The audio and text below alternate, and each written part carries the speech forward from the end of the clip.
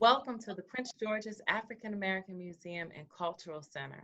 Thank you for coming to our virtual Pride of Place Parlor, where we are taking the time to reflect on and celebrate the positive experiences we've had in our beloved Prince George's County. Today is a very, very special day. We're celebrating a proud African American holiday, Juneteenth. Happy Woo! you and to your royal family. Juneteenth celebrates the day on June 19th, 1865, that the African Americans who were enslaved in Galveston, Texas, found out that they were free. They were the last to know in the country. And so we celebrate this day of finding out and celebrating freedom.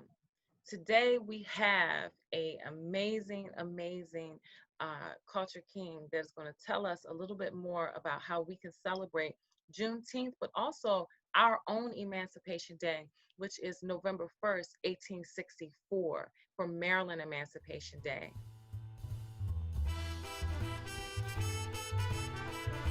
Special guest today that we would love to introduce you to, this powerful culture king who is doing amazing work in our county in the museum industry. That being said, that it is our honor to introduce Omar Eaton Martinez. He's getting his MED. He's the Assistant Division Chief of Historical Resources in Maryland National Capitals Parks and Planning Commission, National Historical Resources Division. That includes house museums, the Aviation Museum, the Black History Program, and the archaeological parks. He oversees the programming of those sites with a special emphasis placed upon preserving, sustaining, and enhancing those resources, as well as engaging and building communities throughout with education, outreach, and innovation. He has recently worked at the Smithsonian's National Museum of American History, the National Park Service, the Office of the National Museum of the American Latino Commission, NASA, and he has also worked as a K-12 teacher in New York City and DC.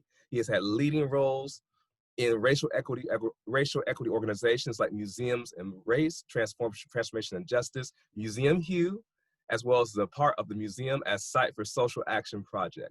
His research interests are Afro-Latinx identity in museum exhibitions, diversity and inclusion in museums, and cultural institutions, and hip hop history as well, and culture and education. He's also supported public history projects centering Blackness in Puerto Rico. In 2019, Omar was selected to be an American Alliance of Museums Diversity and Equity, Accessibility, Inclusion, DEAI Senior Fellow, which is dedicated to diversify museum boards, and he's an appointee to the Maryland Lynching Truth and Reconciliation Commission. He has a Bachelor's of Arts in African American Studies from the University of Maryland in College Park in 1996, and his master's is in educational leadership, and it's from the American Intercontinental University in 2009. He's currently a part-time PhD student in the American Studies program at the University of Maryland in College Park. And it's with that being said that, again, we thank you for taking the time to be with us today, and we greatly appreciate everything that you have to offer for our Juneteenth Pride of Place special. Thank you for having me. Happy Juneteenth, Omar. Happy Juneteenth to all of you. Still fighting for freedom and still celebrating it the whole way. That's the way we do it. So Omar, we want to welcome you and ask you our first question. The first one is, what does Maryland Emancipation Day and Juneteenth mean to you as a Prince George's County worker and resident? What that means to me is just a point of departure from when we, our ancestors were officially and institutionally enslaved. And once the country's legislation decided to emancipate and its leadership decided to co-sign on it, then that is the point of departure. Unfortunately, for a lot of things, culturally, economically, education, and other components of our lives, the emancipation is still in process. And so I think that's where our work becomes really, really important, because we are part of informing the conscience of the community so that we can continue that liberation process. My next one for you is, how do you feel that celebrating our freedoms can help us to continue to move forward. So we're talking about, you know, Juneteenth joy. There's a lot of sadness and stress and a lot of different things that are happening because of the Black Lives Matter protests around the world for our brothers and sisters who have been, you know, senselessly slain due to police brutality. And so now Juneteenth happens in the midst of all of this. How do we how it's like I'm hearing a lot of people saying, you know, I'm happy that it's Juneteenth and we're getting people to recognize the holiday. But on the flip side, we still have all of these injustices happening. How do we find joy in celebrating freedom right now? Well, I think for the current work that we're embarking upon now in our division and with our Black History program specifically, we've been pivoting towards that for the last 3 to 4 years. Dennis Doster, who is our Black History program manager, and Artura Jackson have done a really phenomenal job of really creating even more awareness around Juneteenth through our celebration that we typically do at Watkins Park. It's gone just literally in the last 2 years that I've been here, it's gone from like 3,500 to 6,000 people coming, right? It's always amazing. And so that's a win there. And then in the same vein, they have also been concerned and present about the balance of celebration and also like the heaviness it is to be, you know, a Black person in this country, and how do we create some balance with that. So some of the things that we've done, we've partnered with the African American Historical and Genealogical Society, and what we typically did when we had the actual celebration and festival at Watkins Park is that we would have them do a one-day symposium at Watkins Nature Center. So it talked about the genealogical aspects of being Black in this country, and we had experts come in and they would handle that as partners of ours. And so that would be a space where we can dig in to more of the history and maybe some more of the heavier things that are directly connected to the history of Juneteenth. The celebration itself would have a sort of a mixture. I mean, we had a lot of performances, which are certainly much more celebratory. And we're outside in beautiful Watkins Park, so there's sort of that Juneteenth joy that you referenced before. So that's where we kind of started to move towards creating a balance. But then this year, with these intersecting pandemics of racial injustice and COVID, I mean, it was just undeniable that we had to do something a little bit different. So that's why we did our panel last night to open up our virtual Juneteenth, where we discussed the historical connections of racial violence from enslavement to 21st century police killings. And so we had historians who have done research on lynching. We had historians who did research on lynchings around women and other racial violence towards women throughout the history of Black women in this country. We had scholars who were psychologists who could help us really work through and make sense of intergenerational trauma and how that really coincides with the history, so that people can understand that all these things are connected, and even better said, interconnected. We had our very own Chief Stanley Johnson, our Chief of Park Police, who is a very, very progressive thinking man, Black man, who's been with our commission since 1986. So he's seen a few things, and so he was able to give us his perspective and how it is to be a Black law enforcement officer when people create this really ridiculous binary of blue lives versus Black lives. I mean, it's a ridiculous. Right.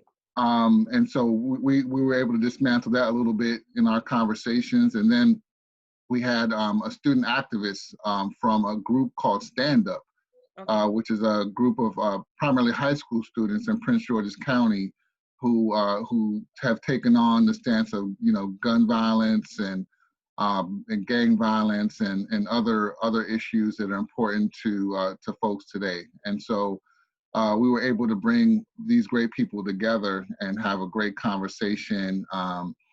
And we introduced a poem that actually my daughter wrote called "I Can't Breathe," and we showed a recording of her reciting it, and then we had a reaction to, I don't know if you guys seen the meme that LeBron James made popular, where they have the policeman, Officer Chauvin, with his knee on George Floyd's neck and him screaming for his mother. And then right next to that, you have Colin Kaepernick kneeling, right? And what does that mean when you put those two pictures next to each other and then have the panelists react to that? So it was a powerful moment for us, and it was a really perfect and timely way for us to start off Juneteenth. That's wonderful. It is so powerful to know that our, when you think of parks and recreation, I don't think that all people always think about social justice. And so to know that we have a powerful parks, first of all, we have in Prince George's County an award-winning Parks and Recreation Commission. It is award-winning, and I grew up in it, so I can tell you. It's Yes. always been really powerful. I wouldn't be who I am if it wasn't for the camps and community centers that I was able to have exposure to. But to know that we're still conscious and staying relevant, that's important for that makes me have pride of place. Gabriel. Yes. I So know you. I have one more question for you now that ties into knowing the history of the spaces we're in.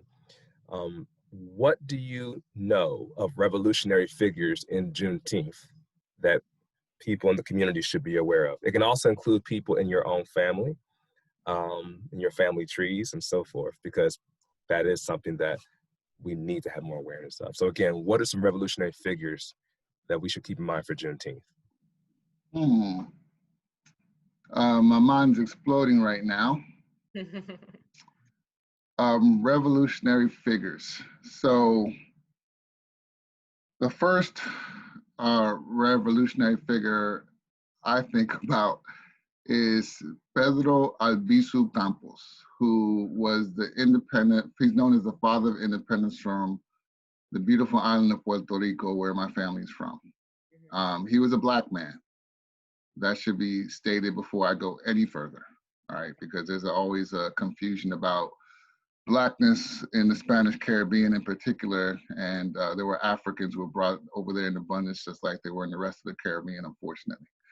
And so he is someone who was an incredibly powerful speaker. He was a motivator. He had this famous speech called El Grito de Lares.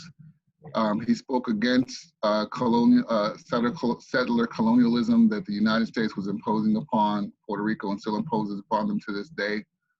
And he was tortured as a result and died as a result of torture by the government. So for me, he's a revolutionary because he stood up to make change. And this reminds me of the James Baldwin quote that we talked about last night in our panel, is that you can't make any change without facing it. You have to face that change, or else if you never face it, it will never be changed. Right? And so his ability to do that through his leadership and his courage is someone that brings, someone that I think about when I think about a revolutionary. Okay. I think about Prince George's revolutionaries. We have a lot of them. I think of our museum founders as revolutionaries because when they talk about like Mayor Lillian Beverly and some of the other founders of the museum, people don't really think about people who start museums as revolutionary. But I do, because I've sat with them and talked to them, and they told me about how hard it was to make this museum happen. It didn't happen overnight. It wasn't easy. There was a lot of lobbying, a lot of protests and resisting that people might not have heard about to actually get this museum to be where it is today. And even still now, we have to fight for the land. Every day we have people, I'll say every week, maybe not every day, every week we have people who are interested in seeing, can they take this land over, because it's sacred land, but we're saying here we should not be moved because in North Brentwood, which is our first township for African Americans, incorporated township for African Americans in Prince George's County. And so, this museum is the only repository for Prince George's African American history in the county. And I think that's a form of resistance too, especially on the day of Juneteenth, where this is where the history's got to go. We're a place where people can go to learn more about why this land is so powerful.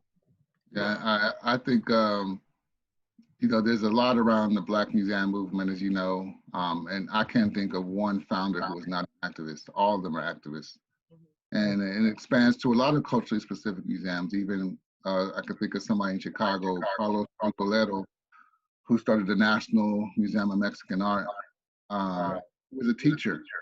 He wasn't a museum professional. He didn't go to the DW's Museum Studies program. Like, you know, he was an activist. He saw a void and he stepped into the void with creating a museum. And I think that's how most of the museums that are powerful today have started, from Charles Wright in Detroit to DuSable in Chicago, John Kennard starting the Anacostia Museum, being the first Black museum under the Smithsonian. He was not a museum professional. No, he was a clergyman and an activist. He wasn't a museum. He became a museum professional because he saw the power of museums as answering the call to a void that was left through systemic racism. And so that's how I look at museums are sites of social action. We have a responsibility to our community to have these museums. These are not extras. Right. And I think if we start approaching our work in that way, then people will see the value in it as well. Yeah, and that's a good point about it being extras. It's not something that you just pull out during Black History Month, Juneteenth, and Kwanzaa. It's something that is a part of the fabric. We are African American, we are the fabric of America. It wouldn't be built without us. So we don't get to it's not like a Christmas tree that you just pull out as a decoration, say, see, we did something, check that off the list. It's something that's an everyday celebration, an everyday resistance until, victory is won. Absolutely. And I think it's interesting too, because there are so many varied ways for people to celebrate our freedoms that our ancestors fought for, which actually slides into the next question we have. I know you're a family man. I know that you're very passionate, along with your wife, for making certain that your kids not only know world history, but their history. So I'm curious, as a family man, how do you and your children celebrate both Juneteenth and, as we have later on in the year, Maryland Emancipation Day? What are some innovative ways you feel that Black Americans can also celebrate these holidays and with their children to really build our communities in 2020? Well, I think the first thing I would say is that we don't wait for those days to celebrate emancipation and liberation. We celebrate those things every day. In terms of the actual, holidays for Juneteenth, like right now, where we set them up to participate in our virtual Juneteenth. They've been participating in a summer camp virtually this whole week, but coincidentally, doesn't do anything on Friday, so it was perfect. So they'll be following along, hopefully, on some of the programs that we have throughout the day today. With Maryland Emancipation Day, due to definitely working with the community and listening to them, we started to make it a regular part of our programming here. So we've had a Maryland Emancipation Day 2 years in a row now. This year will be our third, and on November 1st. I think we did the first one at Riversdale, and we had brought in a lecturer. Then the second year we did a African American bus tour of some of the sites in Prince George's County that was specific to emancipation and other parts of Black history. And so this year, I don't think we fully developed a plan. We're still trying to work through this COVID, which is right in front of us, but I'm sure we'll be planning something for this year as well. Right. Okay. My family, though, I would say is we take a lot of time. Gabriel knows that we are heavy into our faith as Christians, and so we spend a lot of time building their faith, but also at the same time building their knowledge of self through Black history and through diaspora. Because for me, as a Black Puerto Rican, it's very important to talk about diaspora. Yeah. The positive thing is that I think I can talk about this. I can say that, when you talk about faith, because we can't separate culture from faith, like it's all mixed together, specifically in African American, Afro-Latino, those things are really interconnected. And so, when you talk about pride of place, people can really know that faith, one of the principles of Kwanzaa, but even before a principle of Kwanzaa, faith is something that our ancestors, that connects us to our ancestors, because they had to have a lot of faith to get through the terrible things that they went through that's even worse than what we're going through right now. Faith is a a through line that we can say that when we look back from generations to generations, Juneteenth from years ago, and Maryland emancipations from a year ago, we can say that faith is what got us through, but not just faith, faith with action, Yeah. faith with not just believing that something's going to happen, but to celebrate the people who actually stood up and risked their lives. Use their legs. So something can happen. Yeah, I think like- about the first Black county executive, Wayne Curry. I loved him. Yeah, he was something special. I mean, I never, he passed before I ever started to really become a part of the Prince George's County community the way that I am now. But obviously his impact is huge. I mean, absolutely astronomically huge, and he helped the county transition and continue, not even transition, just for people to really understand the power of the residents here, because it's not like it transitioned and became something. It was something already. I mean, there was a demographic transition in terms of the amount of African descendant people that live in the county. But I mean, talking about diaspora in the Juneteenth is super important, because the way the demographics are changing, it's not just that you have this socioeconomic change, but you also have more immigrants coming to the county. And sometimes when we get into Black history in the county, we overlook the contributions and the legacy of the Black immigrants that also have been here for quite some time. Certainly there's ones that have gotten here last week, but there's ones that have been here for decades as well. And so we want to be inclusive in our interpretation of Blackness in the Prince George's County. And so we've been able to do some of that work, even as recently as last year through the Black History Program. The Black History Month theme was really Black migration, but Dennis Doster and our colleagues on the Black History Month committee saw fit to extend that to Black migration immigration. So we were able to really cast a wider net around what Blackness means in Prince George's County. Okay. Oh, wow. So our last question for you is, I want you to envision Prince George's County in 20 years from now, 20 years from now. And I want you to think of, what do you think, my first question is, what do you think the Prince George's County is going to look like 20 years from now in your wish list, your Juneteenth, I like your Juneteenth wish for Prince George's County. My question.